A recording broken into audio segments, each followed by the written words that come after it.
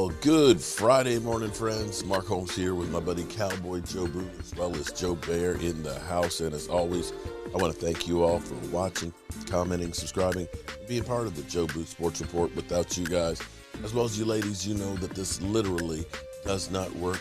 So let's get open for business here and let's wake up those football gods here on this finally freaking Friday. That's right. It is the weekend. We are already knee-deep in week number 3, watching the Carolina Panthers go to the Texans, and the Texans prove what we all thought: their team was ass. We'd had a string of really great night games. You know, we had, of course, the 2 Baltimore Ravens games. We had the Cowboys game. Even the Giants versus Washington. They were great competitive games, at least at the end. That game was just ugly. It was ugly. Carolina got the win and are 3-0. But that was a costly win for him because Christian McCaffrey strained his hamstring, and J.C. Horn, first-round draft pick, ended up breaking his foot.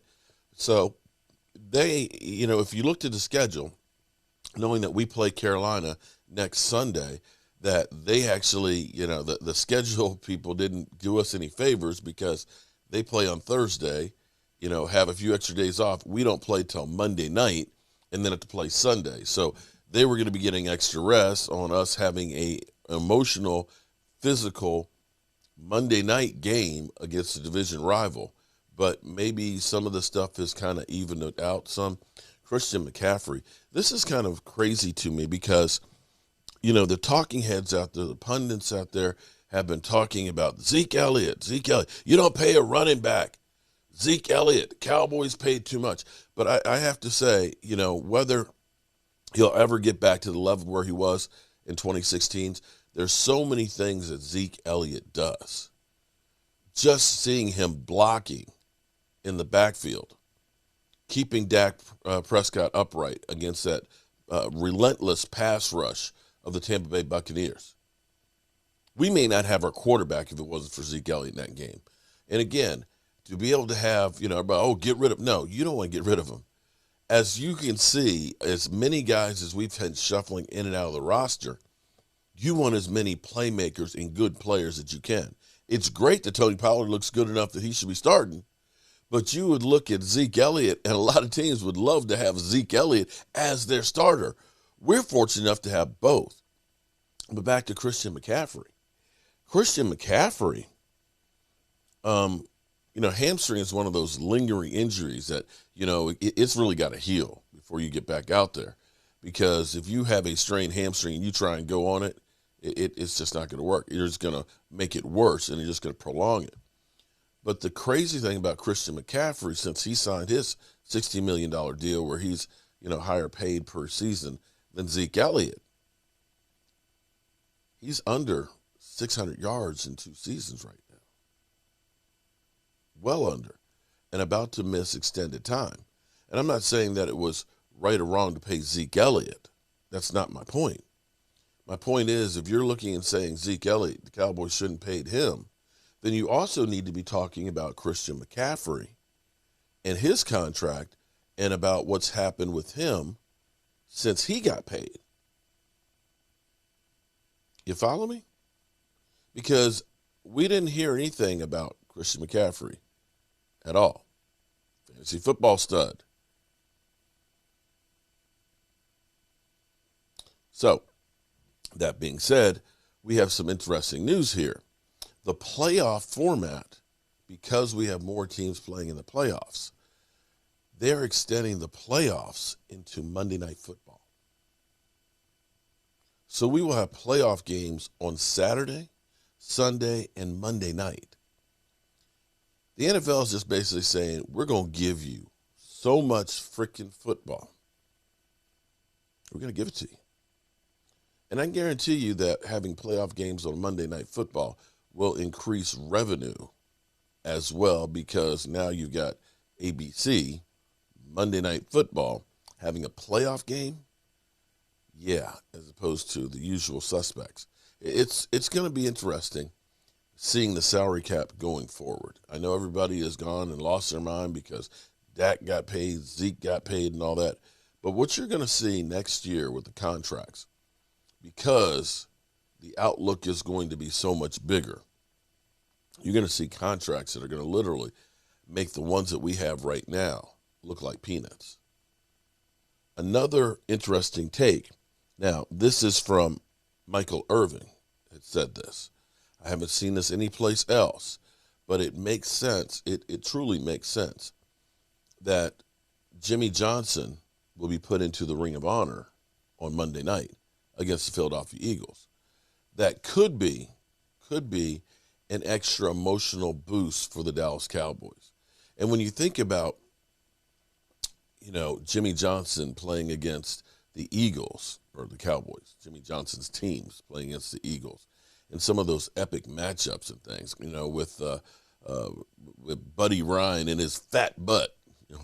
I take offense to that. I've actually lost some weight. My butt's not that fat. Okay, all right, whatever.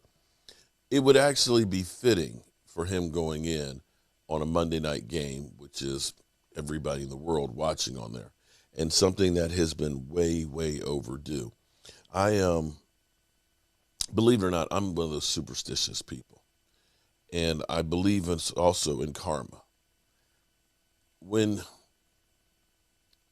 you do things that are wrong, somehow it seems like the universe makes up for it. Karma, if you want to call it. It seems like when you do good things happen to you. At least in my life, it's been that way. I've always tried to do good for others. Like last night, eating those damn Pacquiao chips for Stewart's charity. Helped raise some extra money. You guys enjoyed it because you enjoyed watching me, suffer through those chips. Fortunately, you didn't see me suffering through the night with the stomach cramps in the bathroom and all that. But, you do good things for others. It has a way of coming back to you. And I've always felt like what Jerry Jones did, the way he did it, Tom Landry had passed his time. It was done. Everybody caught up to the things he was doing. The innovations that he created were passé, and he didn't create new ones. He was the head coach and the offensive coordinator and the defensive coordinator, and everything had gotten to be specialized. It passed him by. It was time for Tom Landry to go. The problem was the way you did it. That was ugly. And then to turn around, to take a franchise that was downtrodden, losing millions of dollars every month, to get to the pinnacle and to be so arrogant as to want to take all of the credit and just basically say, screw you, Jimmy Johnson. I feel like the football gods there was just like, enough is enough. Until you fix yourself, you're not going to be there. And I'm hoping that I'm right here, that making amends, that Jerry Jones feels like he's made amends from the time he ended up saying that when you're the GM, you can't fire yourself, GM and owner. You can't fire yourself, and you just have to do better. He said, I have to change, and I will change, I must change, and not necessarily in that order. But it feels like so many things have changed through there.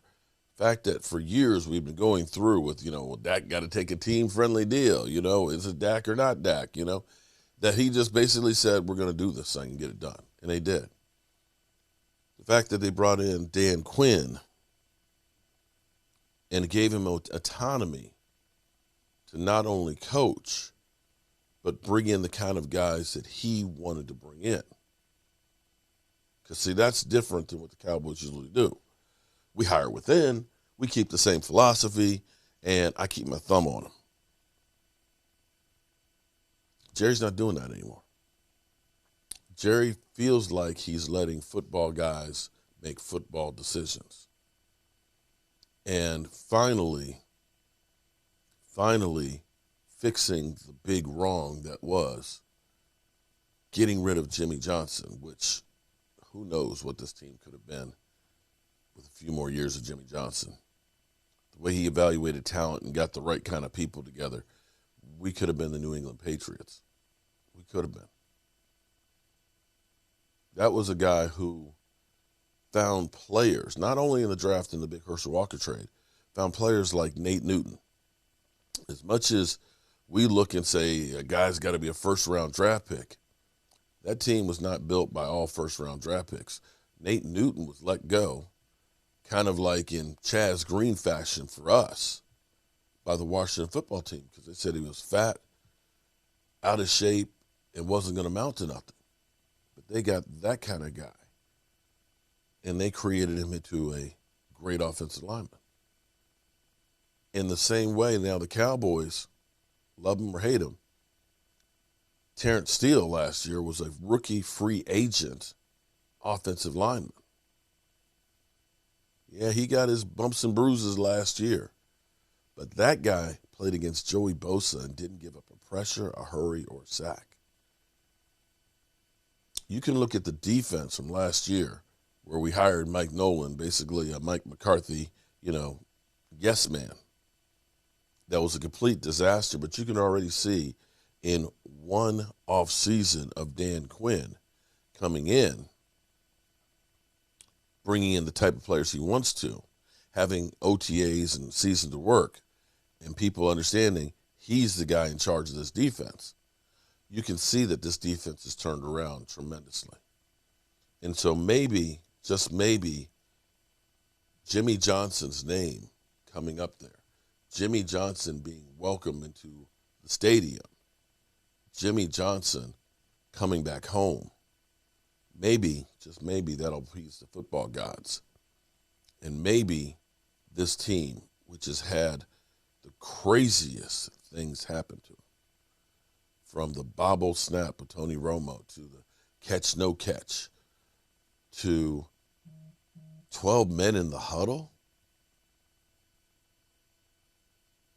to Aaron frickin' Rodgers' miracle play down the sideline. All of these agonizing defeats where you think that we had something going. Maybe this will end. And maybe this year will be the year. That's what I believe. And with that being said, it is Friday. I hope you join us for our live stream tonight, 9 o'clock Eastern. And, of course, Sunday. If you haven't checked us out, game day, I invite you to check us out.